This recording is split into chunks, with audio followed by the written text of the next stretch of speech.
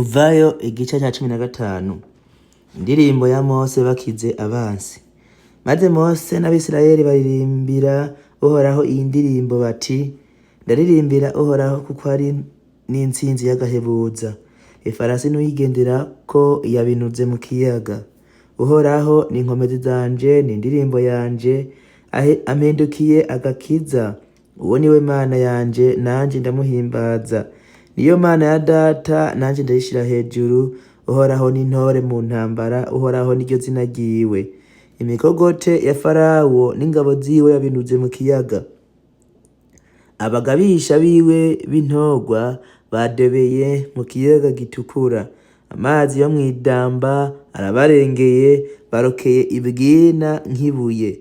Ukuboko kwawe kw'iburyo ewe Uhoraho w'icubahiro kivuye mu bubasha. Ukuboko kwawe kw'iburyo ewe Uhoraho kujanjaguye abamenja.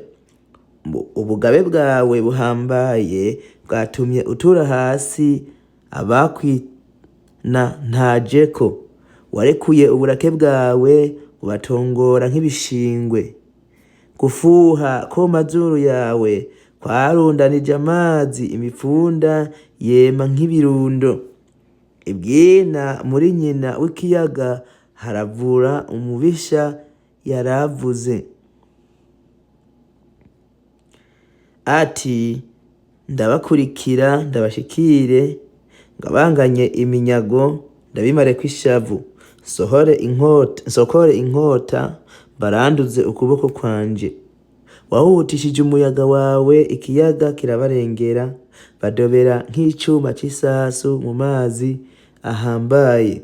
Uhoraho mu vyitwa Imana, niyihe ihwanye nawe? Niyihe ihwanye nawe, wewe w'icubahiro kivuye mu kwera? Wewe uteye ubwoba kubw'ibihambaye ukora, wewe ukora ibitangaza. Waramvuye ukuboko kw'iburyo, isi irabamira. Kubw'imbabazi zawe warongoye abantu wacunguye. Wabarongoje inkomezi zawe mu nzira ija ahantu hera ahuba. Amahanga yaravyumvise ahinda agashitsi. Ab'i Bufilisitiya ubwoba bafata nk'ibise. Ico gihe abakuru b'imiryango yo muri Edomi barumirwa. Intore z'i Mowabu zija mu gatengo, ab'i Kanani bose bagwa igihumura. Ubwoba no gutinya bizofata ububasha bw'ukuboko kwawe. Ubwoba no gutinya bizobafata. Ububasha bw'ukuboko kwawe butumye bazojunja nk'ibuye. Gushitsa aho abantu bawe bazorenganira ewe Uhoraho. Gushitsa aho abantu wiguriye bazorenganira. Uzobashikanayo ubashimangire ku musozi w'ishamvu yawe, ahantu witunganirije ngo habe iwawe ewe Uhoraho. Ahera hashizweho n'amaboko yawe mwami. Uhoraho azokwama ahangamye ibihe bitazoshira. Nuko hamwe amafarasi ya Farawo n'imikogote yiwe n'abagendera ku mafarasi vyari bimanutse mu kiyaga, Uhoraho abiteraniriza kw'amazi y'ikiyaga.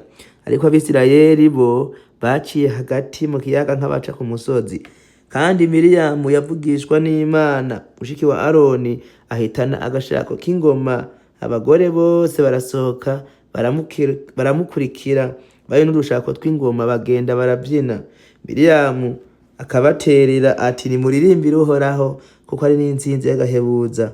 Ifarasi ntuyigenderako yabinuze mu kiyaga. Amazi y'Imara.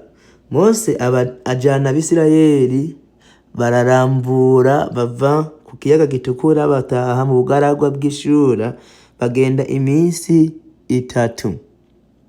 Muri ubwo bugaragwa habura amazi.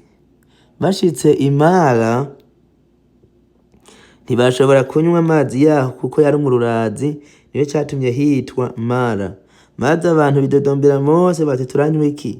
Nawe atagambira Uhoraho. Uhoraho amwereka igiti, agitera muri ayo mazi aca ahinduka meza. Aho niho Uhoraho yabashingiye icagezwe n'ibwirizwa, kandi aho niho yabageragereje. Arababarira ati: nimwagira umwete wo kumvira Uhoraho Imana yanyu, mugakora ibitunganye mu nyonga ziwe, mukumvira ivyagezwe vyiwe, mukitondera ivyo yihanikirije vyose, ngo nta ndwara zobateza nk'izo yateje abanyegiputa, ngo kuko ari we uhoraho abakiza indwara. Bashika i Elimu, hari amariba 12 n'ibigazi 70, basagaza aho nyene kuri ayo mazi.